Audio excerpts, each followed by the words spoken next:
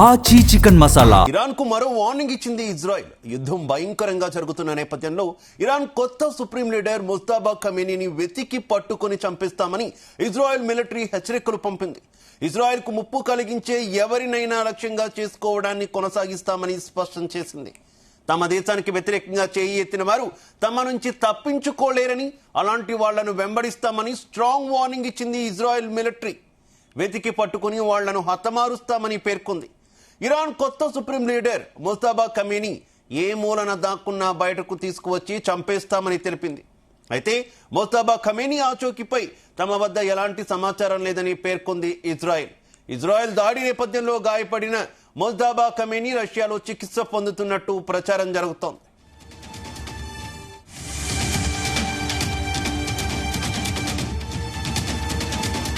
Israel వ్యాఖ్యలకు Iran counter ఇచ్చింది. America, Israel Iran ముందు మోకరిల్లి లొంగిపోవడమే కాకుండా వాళ్ళు చేసిన నష్టానికి భారీ పరిహారం చెల్లించాలని ముజ్తబా డిమాండ్ చేశారు. ప్రతీకారం తీర్చుకోవడమే లక్ష్యంగా ఇరాన్ సైన్యం ముందుకు సాగాలని ఆయన పిలుపునిచ్చారని చెప్పారు. ప్రపంచ చమురు సరఫరాకు కీలకమైన హార్మూజ్ జలసంధిని మూసివేయడం ద్వారా శత్రు దేశాలను ఆర్థికంగా దెబ్బతీయవచ్చని ముజ్తబా వ్యూహరచన చేశారు. వారం క్రితమే తన తండ్రి అలీ ఖమేనీ వారసుడిగా బాధ్యతలు చేపట్టిన ముజ్తబా ఇప్పటి వరకు బహిరంగంగా ఎక్కడా కనిపించలేదు. ఇది అనేక అనుమానాలకు తావిస్తోంది. ఇటీవల దాడుల్లో ఆయనకు స్వల్ప గాయాలయ్యాయని ఇరాన్ వర్గాలంటుంటే, ఆయనకు తీవ్ర గాయాలయ్యాయని అమెరికా నిఘా వర్గాలు వాదిస్తున్నాయి. తాజాగా జరిగిన సమావేశానికి కూడా ఆయన వ్యక్తిగతంగా హాజరయ్యారా, ఆన్లైన్లో పాల్గొన్నారా అనే దానిపై స్పష్టత లేదు.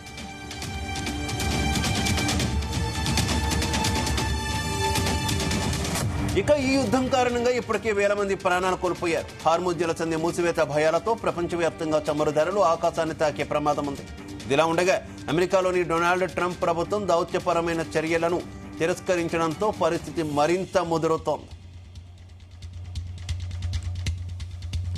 ఇక ఇరాన్ కు ఇజ్రాయెల్ మిలిటరీ ఇచ్చినటువంటి వార్నింగ్ కి సంబంధించి మరింత సమాచారం మా కరెస్పాండెంట్ యాకేష్ అందిస్తారు. Yakesh. Good morning Shiva. Iran Israel యుద్ధం రోజు రోజుకు తీవ్రతరం అవుతుంది. ఒక దేశం మీద మరొక దేశం రోజువారీగా దాడులు చేసుకోవడం, తమ రక్షణ బలాన్నంతా కూడా చూపించుకునే ప్రయత్నం చేస్తున్నారు. దీంతో రెండు దేశాలు కూడా తీవ్రంగా నష్టపోతున్నటువంటి పరిస్థితి కనిపిస్తా ఉంది. ఆర్థిక నష్టంతో పాటు ప్రాణ నష్టం కూడా పెద్ద ఎత్తున రెండు దేశాల్లో జరుగుతున్నటువంటి పరిస్థితి కనిపిస్తుండగా, ప్రస్తుతం ఇరాన్ కు మరొక వార్నింగ్ ఇచ్చింది ఇజ్రాయెల్. యుద్ధం భయంకరంగా జరుగుతున్నటువంటి నేపథ్యంలో ఇరాన్ కొత్త సుప్రీం గా ఉన్నటువంటి ముజ్తబా ఖమేనీని వెతికి పట్టుకొని చంపేస్తామని ఇజ్రాయెల్ మిలిటరీ హెచ్చరికలు జారీ చేసినటువంటి పరిస్థితి కనిపిస్తా ఉంది. ఇజ్రాయెల్ కు ముప్పు కలిగించే ఎవరినైనా కూడా లక్ష్యంగా చేసుకోవడానికి తాము ఎక్కడికైనా వెనుకడుగు వేసేది లేదని చెప్తా ఉంది. తమ దేశానికి వ్యతిరేకంగా చెయ్యెత్తిన ప్రతి ఒక్కరిని కూడా తమ నుంచి తప్పించుకోలేరని, అలాంటి వాళ్ళను వెంబడిస్తామని కూడా స్ట్రాంగ్ వార్నింగ్ ఇచ్చినటువంటి సిచ్యువేషన్ ఇజ్రాయెల్ మిలిటరీ కనిపిస్తా ఉంది. ఇక దీనికి సంబంధించి ఇరాన్ కొత్త సుప్రీం లీడర్ గా ఉన్న ముజ్తబా ఖమేనీని ఏ మూలన దాక్కున్నా బయటకు తీసుకొచ్చి చంపేస్తామని చెప్తా ఉంది. ముజ్తబా ఖమేనీ ఆచూకీపై తమ వద్ద ఎలాంటి సమాచారం లేదని ఇజ్రాయెల్ పేర్కొంటున్నటువంటి క్రమంలో దాడి నేపథ్యంలో గాయపడినటువంటి ముజ్తబా ఖమేనీ రష్యాలో చికిత్స పొందుతున్నట్లు ఇప్పటికే పెద్ద ఎత్తున కూడా ప్రచారం అయితే కొనసాగుతుంది. ఇజ్రాయెల్ వ్యాఖ్యలకు అటు ఇరాన్ కూడా ప్రతి కౌంటర్ ఇచ్చిందని చెప్పుకోవచ్చు. అమెరికా, ఇజ్రాయెల్ ఇరాన్ ముందు మోకరిల్లి లొంగిపోవడమే కాకుండా వాళ్ళు చేసినటువంటి నష్టానికి భారీ పరిహారం చెల్లించాలని ముజ్తబా డిమాండ్ అయితే చేశారు. ప్రతీకారం తీర్చుకోవడమే లక్ష్యంగా ఇరాన్ సైన్యం ముందుకు సాగాలని ఆయన ఇప్పటికే పిలుపునిచ్చారు.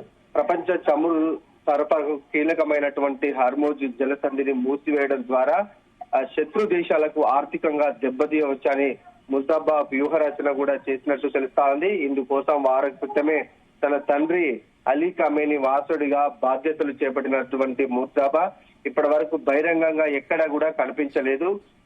ఇది కూడా అనేక అనుమానాలకు తావతీస్తుంది.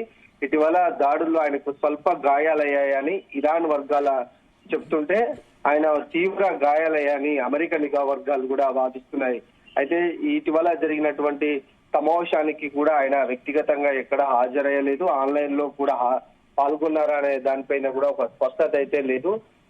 ఈ యుద్ధ కారణంగా ఇప్పటికే అటు వేలాది మంది కూడా ప్రజలు ప్రాణాలు కోల్పోయారు.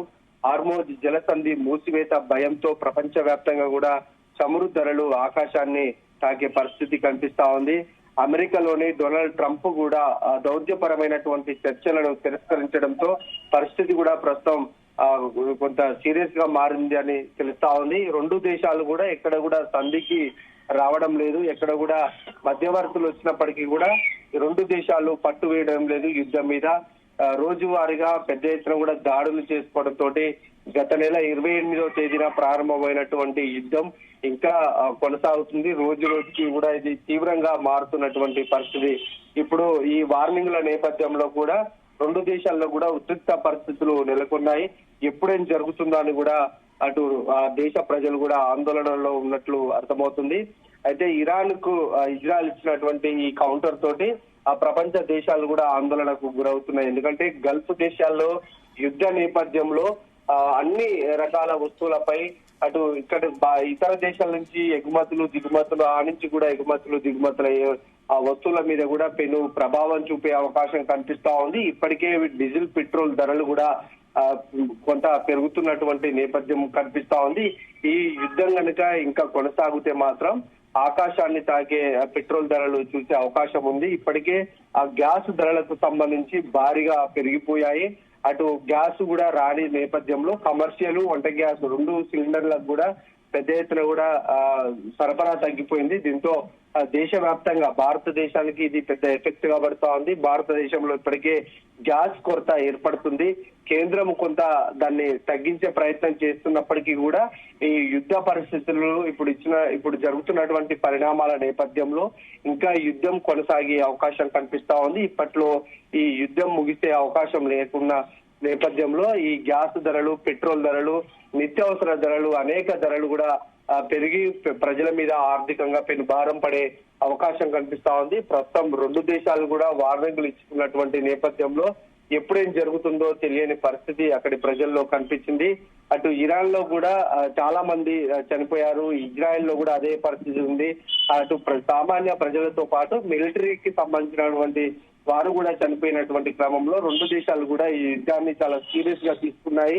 ఈ నేపథ్యంలో ఎప్పుడేం జరుగుతుందో అని కూడా ఆయా దేశాల ప్రజలతో పాటు ప్రపంచ దేశాల్లోని ఆ ప్రజలు కూడా ఆసక్తిగా గమనిస్తున్నటువంటి పరిస్థితి అయితే ఉంది. Right, okay, thank you.